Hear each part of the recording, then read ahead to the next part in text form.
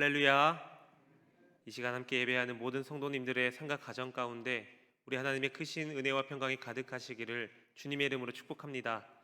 서로 인사하겠습니다. 축복합니다.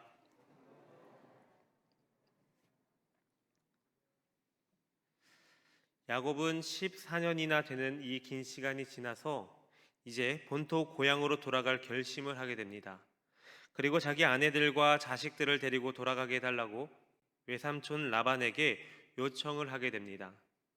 야곱은 비록 자신의 실수로 인해서 이 하란까지 와서 힘든 생활을 하게 되었지만 자신은 이 약속의 후손이며 언약의 땅을 상속받을 장자라는 자부심을 갖고 있었습니다. 그래서 비록 종살이와 다름없는 이 생활을 하고 있겠지만 고향으로 돌아가겠다는 그 생각을 버리지 않고 살아왔던 것입니다. 그러다가 이제 14년의 시간이 끝나갈 무렵에 이 야곱은 고향을 돌아갈 결심을 하게 된 것입니다. 그러나 이러한 야곱의 요청에 라반은 목자로서 유능했던 이 야곱을 보내고 싶지가 않습니다. 더욱이 많은 보수를 주지 않아도 되고 종처럼 부려먹기에 안성맞춤인 이 야곱을 놓치고 싶지가 않았던 것입니다. 라반은 14년이나 야곱을 부려먹으면서 많은 재산을 늘렸음에도 불구하고 야곱을 통해서 계속해서 이익을 얻으려는 탐욕을 버리지 않았던 것입니다. 약속의 후손으로서 긍지와 자부심을 잃지 않았던 이 야곱은 의무 기간이 끝나자마자 이 라반의 곁을 떠나기로 결심하게 됩니다. 야곱은 라반 밑에서 부당하게 대우를 받으며 하지 않으려 했고 라반은 그러한 야곱을 놓치지 않고 싶어 합니다. 그래서 이 두 사람 사이에는 정식으로 품삯 계약을 맺게 됩니다. 야곱과 라반은 이렇게 총 3번에 걸쳐져서 계약을 맺습니다. 먼저 첫 번째 계약은 라반이 야곱에게 호의를 베푼 계약으로서 이 라헬을 위해서 7년 동안 봉사를 하는 것입니다. 그러나 처음 호의적이었던 이 라반은 야곱을 속여서 이 라헬 대신해서 레아를 야곱에게 주었습니다. 두 번째 계약은 이 라헬을 위해 다시 7년을 봉사하는 것입니다. 그리고 이 두 번째 계약 기간이 만료될 시점에서 다시 세 번째 계약이 체결되고 있습니다. 그런데 야곱의 태도를 보시기를 바랍니다. 야곱은 외삼촌 라반에게 부당한 대우를 받으면서 14년을 섬겼음에도 불구하고 이 라반이 그동안 품삯을 주겠다라는 제의를 물리치고 정당하게 다시 일을 해서 양 중에 아롱진 것과 염소 중에 점 있는 것을 품삯으로 받겠다라고 말하고 있습니다. 이러한 것은 라반의 소유 중에서 열등한 것을 자신의 삭스로 받겠다라는 제의입니다. 그럼에도 불구하고 야곱은 향후에 많은 물질적인 축복을 얻게 됩니다. 후일에 야곱이 고백하는 것처럼 이 야곱은 이 시기에 함께 하셨던 하나님의 은총을 입었던 것입니다. 베델에서 야곱에게 보호와 인도를 약속하신 그 하나님이 야곱에게 축복의 손길을 베풀어 주셔서 야곱의 몫이 크게 번성하는 역사가 일어나게 된 것입니다. 그러므로 이 야곱의 번영은 야곱이 목자로서의 어떠한 기술이나 능력에 의해서가 아니라 바로 하나님의 은혜였습니다. 야곱이 이러한 불리한 조건을 제시하고 있는 것도 1차적으로는 이 라반의 탐욕을 만족시키려는 것에 있겠지만 궁극적으로는 하나님께서 주시는 것을 받겠다라는 하나님에 대한 의뢰심이 강력했던 것입니다. 결국에 하나님께서 축복하실 때 야곱은 크게 번성할 수 있게 되었던 것이고 더불어 라반에게도 그 은혜가 미칠 수 있었던 것입니다. 이러한 야곱의 모습은 오늘날을 살아가는 우리들에게 있어서도 최선을 다하는 그러한 노력과 함께 더불어 하나님의 은혜가 함께하게 될 때 놀라운 축복의 은혜가 더하여 일어난다는 사실을 알 수 있다는 것입니다. 오늘 말씀을 통해서 이 야곱에게 일어난 하나님의 축복들을 바라보면서 오늘날을 살아가는 우리들에게 하나님이 축복해 주시면 어떠한 일들이 일어나는지 오늘 말씀을 통해서 함께 나눠보겠습니다. 먼저 첫 번째로 하나님은 축복하시는 자와 함께하는 자들에게도 그 복을 끼치게 하고 계십니다. 25절에서 30절 말씀입니다. 라헬이 요셉을 낳았을 때에 야곱이 라반에게 이르되 나를 보내어 내 고향 나의 땅으로 가게 하시되 내가 외삼촌에게서 일하고 얻은 처자를 내게 주시어 나로 가게 하소서. 내가 외삼촌에게 한 일은 외삼촌이 아시나이다.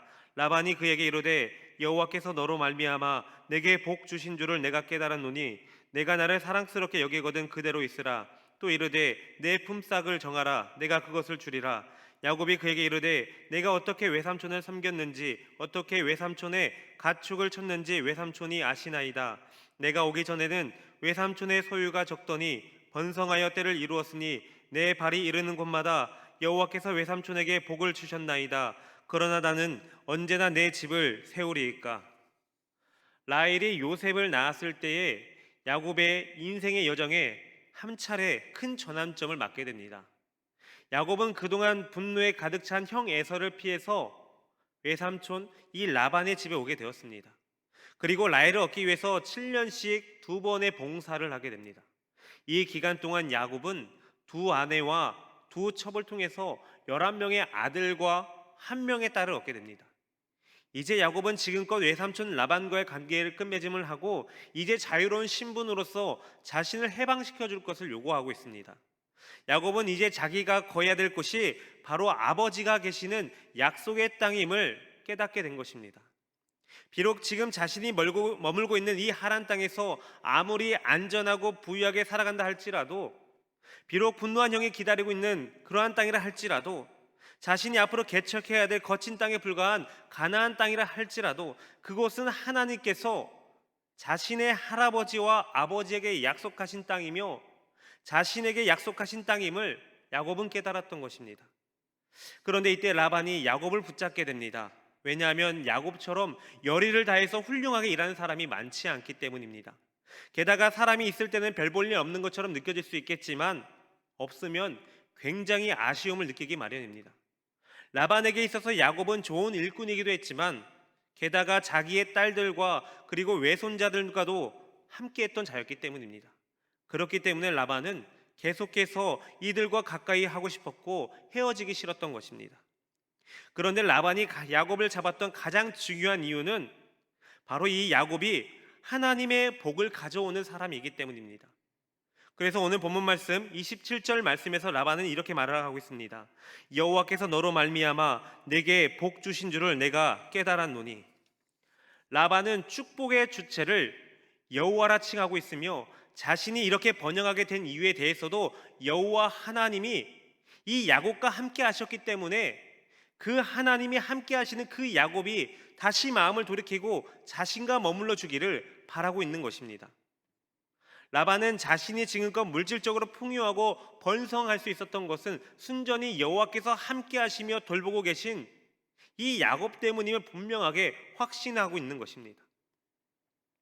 라반이 신앙적인 깨달음이 있어서인지 아니면 단순히 공치사로 이렇게 말하고 있는 건지 알 수는 없지만 확실한 사실은 너를 축복하는 자에게는 내가 복을 내리고 너를 저주하는 자에게는 내가 저주하리니 땅의 모든 족속이 너를 말미암아 복을 얻을 것이라 하신지라 라고 말씀하신 아브라함에게 약속하셨던 이 언약의 말씀이 당시 이 야곱을 통해서 복의 전달자의 위치에 서 있게 하셨다라는 것입니다. 이처럼 하나님께서는 때때로 라반과 같이 축복을 받을 자격이 없는 자들에게도 하나님의 사람들과 함께 한다는 이유로 그 복을 허락해 주시기도 하십니다. 그러므로 여기서 중요한 사실은 바로 하나님의 사람입니다. 하나님의 축복을 받는 하나님의 사람은 우리가 살아가는 이 세상 가운데서 많은 이들에게 선한 영향력과 긍정적인 에너지를 전달하는 축복의 통로가 되어집니다. 실제로 성경에 보면은 하나님의 백성들로 인해서 이방인들에게도 하나님의 축복이 나타나는 장면들이 있습니다. 대표적인 예를 들어서 야곱의 아들 요셉이 그렇습니다.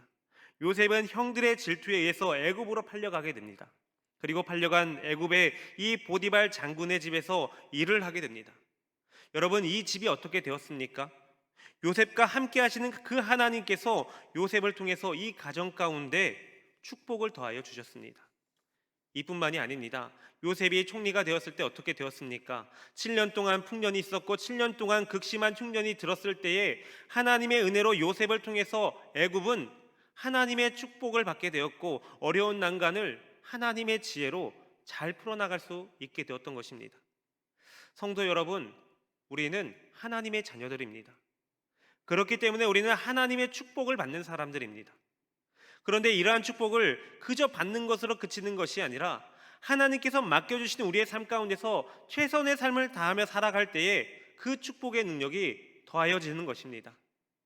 오늘 본문 말씀에서 야곱이 라반에게 인정받을 수 있었던 것은 그의 성실함 때문이었습니다. 게다가 이러한 야곱에게 하나님이 함께 하셨기 때문에 그 축복이 더하여질 수 있었던 것입니다. 여러분, 그 결과 어떻게 되었습니까? 이후 말씀을 보시면 라반은 드라빔을 갖고 있는 우상을 섬기는 자였습니다. 그런데 이러한 라반이 축복의 주체를 여호와 하나님으로 인정하고 그 하나님이 함께 하시는 야곱과 함께 할 때 자기에게도 축복이 지속되어짐을 깨닫게 되었고 고백할 수 있었습니다. 우리들의 삶이 이뤄야 됩니다. 우리들의 삶을 통해서 하나님의 축복이 많은 이들에게 흘러가게끔 쓰임받아야 합니다. 나 혼자만으로 하나님의 축복을 받고 끝나버리는 것이 아니라 많은 사람들에게 하나님의 축복을 나눠줌으로써 아직 주님을 알지 못하는 자들에게 하나님의 살아계심을 깨닫게 하고 하나님께 영광 돌릴 수 있게 해야 된다는 것입니다. 혹여나 하나님의 사람으로서 하나님의 축복을 받는 자라 해서 내 삶을 안일하게 삶을 살아가거나 그저 그러한 삶을 살아간다라면 하나님의 축복은 우리 주변에서 뿐만이 아니라 나의 삶 가운데서도 멀어지게 될 것입니다. 그러므로 하나님의 자녀들인 우리들은 하나님께서 맡겨주신 나의 삶 가운데서 최선을 다하는 삶을 통하여서 나 또한 하나님의 크신 축복을 받고 더 나아가서 우리 주변의 많은 이들에게 하나님의 축복을 흘려보내어서 살아계신 하나님을 많은 이들에게 드러낼 줄 아는 그러한 축복의 통로로 쓰임받는 저와 여러분들이 되시기를 주님의 이름으로 축복합니다. 이제 두 번째로, 하나님은 축복하기로 작정하신다면 반드시 좋은 결과로 인도해 주십니다. 37절에서 43절 말씀입니다. 야곱이 버드나무와 살구나무와 신풍나무의 푸른 가지를 가져다가 그것들의 껍질을 벗겨 흰 무늬를 내고 그 껍질을 벗긴 가지를 양떼가 와서 먹는 개천의 물구유에 세워 양떼를 향하게 하매 그 떼가 물을 먹으러 올 때에 새끼를 베니 가지 앞에서 새끼를 뱀으로 얼룩얼룩한 것과 점이 있고 아롱진 것을 낳은지라. 야곱이 새끼 양을 구분하고 그 얼룩무늬와 검은 빛 있는 것을 라반의 양과 서로 마주보게 하며 자기 양을 따로 두어 라반의 양과 섞이지 않게 하며 튼튼한 양이 새끼 뵐 때에는 야곱이 개천에다가 양떼의 눈앞에 그 가지를 두어 양이 그 가지 곁에서 새끼를 베게 하고 약한 양이면 그 가지를 두지 아니하니 그렇게 함으로 약한 것은 라반의 것이 되고 튼튼한 것은 야곱의 것이 된지라. 이에 그 사람이 매우 번창하여 양떼와 노비와 낙타와 나귀가 많았더라. 이제 라반을 떠나기로 작정했던 야곱은 라반에게 있어서 자신의 삭슬 요구합니다. 그런데 야곱이 라반에게 삭슬 제안한 조건은 아주 단순하고 간단합니다. 자신이 앞으로도 라반의 양떼를 돌보게 될 것인데 그 양과 염소 중에서 아롱진 것과 점이 있는 것 그리고 검은 것이 태어나게 된다면 그것이 자신의 몫으로 달라는 것입니다. 중동 지역의 양들은 거의 다 흰 양입니다. 그러니 얼룩지고 아롱진 새끼가 날 확률이 거의 없습니다.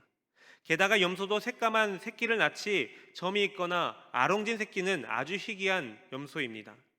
이렇게 계약이 이뤄진 후에 라반의 발걸음이 매우 빠르게 바빠지기 시작했습니다. 자기의 소유의 모든 양들 중에서 얼룩지고 점이 있고 검은 양과 염소를 골라서 자기 아들들에게 주어서 그 양과 염소떼와 야곱이 돌보고 있는 이 양과 염소떼 사이를 사흘길을 가야 만날 수 있을 거리만큼 떨어뜨려 놓았습니다. 양 중에서 얼룩지고 점이 있고 검은 것이 있어야 함께 교미를 했을 때 역시 얼룩지고 점이 있고 검은 새끼가 나올 수 있는데 그러한 양들을 모두 다 이 라반이 가져가 버리고 말았던 것입니다. 야곱으로서는 이 자신의 삭슬을 얻기가 불가능 상황 가운데 놓이게 되고 말았습니다. 이렇게 어떻게 할 방법이 없을 때에 야곱은 말도 안 되는 방법을 동원하기 시작합니다. 바로 이 야곱은 양들에게 물을 먹이는 인공수로 속에 고랑 곳곳에 껍질을 벗긴 세 종류의 나뭇가지를 세워둡니다.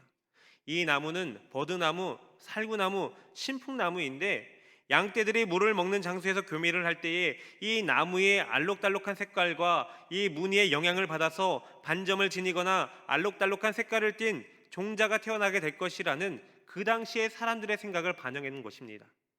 그런데 이러한 것들은 전혀 과학적인 근거가 없는 것입니다. 이러한 시각적인 자극으로 어미들이 새끼를 갖게 될 때 심리 상태나 환경에 영향을 갖게 된다는 것은 지극히 인간적인 단순한 생각입니다. 전혀 말도 안 되는 이야기인 것입니다. 그런데 그럼에도 불구하고 하나님께서는 야곱을 축복해 주시면서 이러한 말도 안 되는 상황 가운데서도 자신이 생각한 대로 얼룩지고 점이 있고 아롱진 새끼를 얻을 수 있게 해주셨습니다.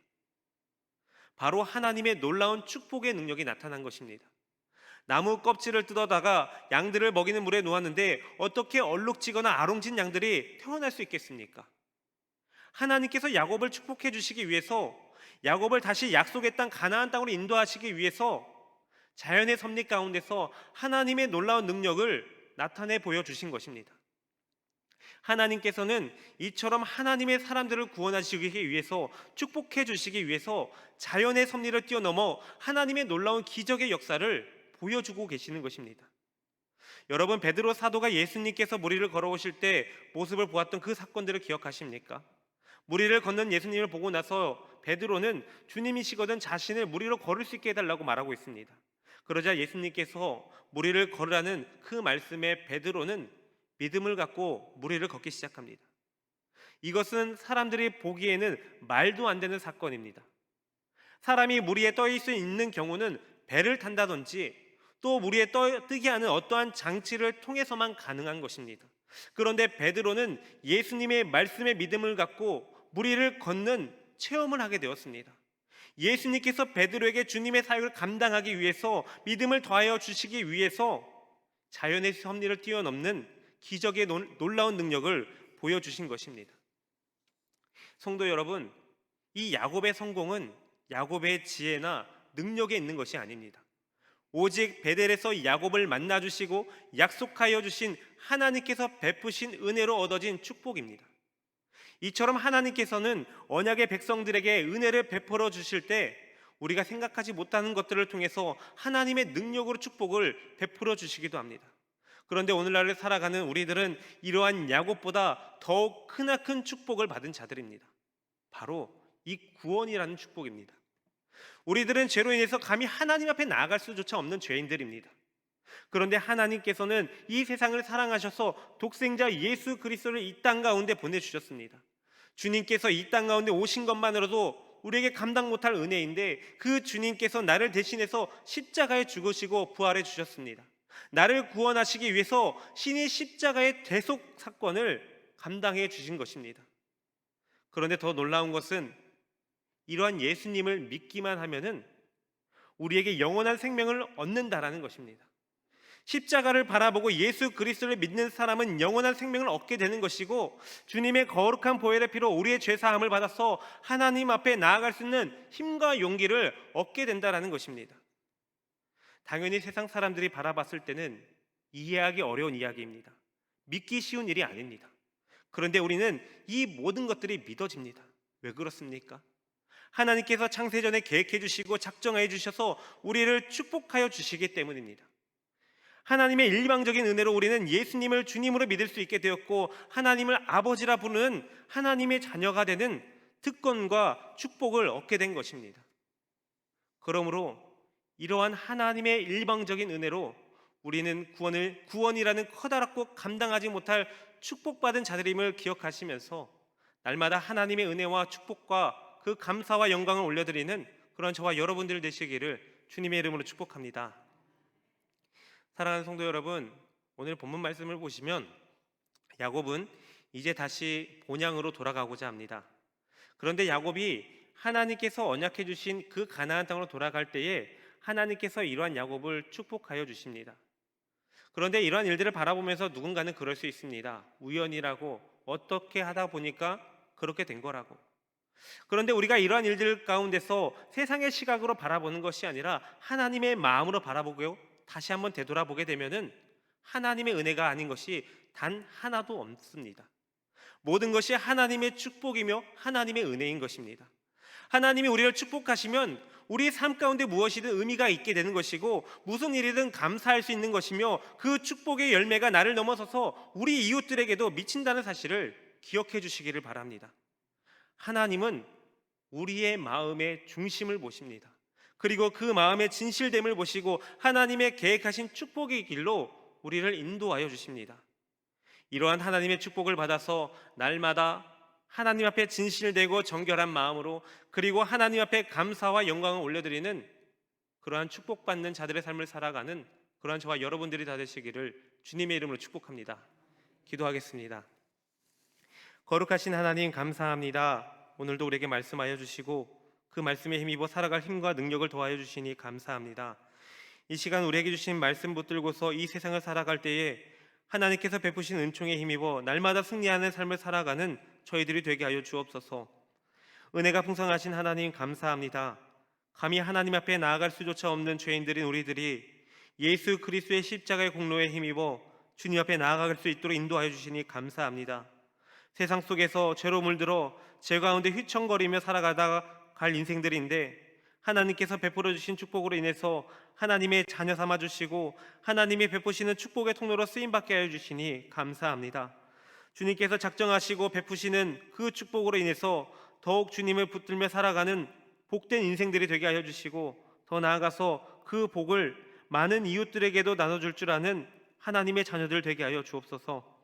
혹여나 주님이 주신 복을 깨닫지 못하고 나의 힘과 능력을 의지하며 살아가려 한다면 그 길 가운데서 벗어나서 다시 우리의 마음의 중심이 하나님을 향하여질 수 있도록 복의 복을 더하여 주옵소서. 항상 우리를 축복하여 주시어 구원의 길로 인도하여 주시는 우리 주 예수 그리스도의 이름으로 간절히 기도하옵나이다. 아멘.